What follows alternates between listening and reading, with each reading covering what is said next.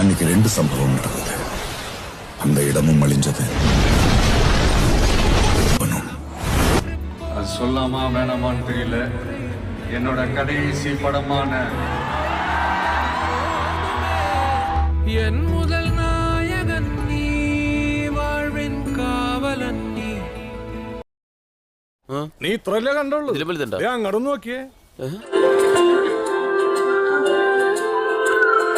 തമിഴ്സിന്മയിലെ താരരാജാവാണ്, അത് നമ്മുടെ വിജയണ്ണനാണ്.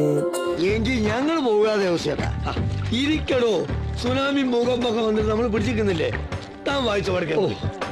സ്നേഹത്തോടെ എന്നും നമ്മൾ തലപ്പാതി എന്ന് വിളിക്കും.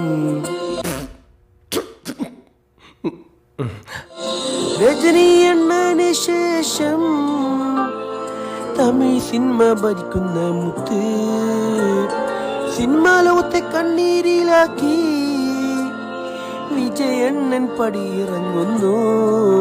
ഈ വിമർശനം വന്നപ്പോൾ സദസ്സൊന്നും മുറിവുറുത്തു. പക്ഷെ ഞാൻ പറഞ്ഞു അത് കവിയുടെ സ്വാതന്ത്ര്യമാണ്, അതിൽ കൈയെടുത്തിരുന്നത്. അപ്പൊ കൈയടിച്ചു. പിന്നെ കവിതയുടെ മട്ടുമാറി. വിജയണ്ണ പൊന്നേക്കരളെ വിജയണ്ണ, സിനിമ വിട്ടു പോകല്ലേ.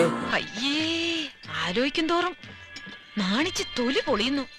അണ്ണ നിങ്ങളില്ലെങ്കിൽ നമുക്ക് സിനിമകൾ വൈബേ ഇല്ല.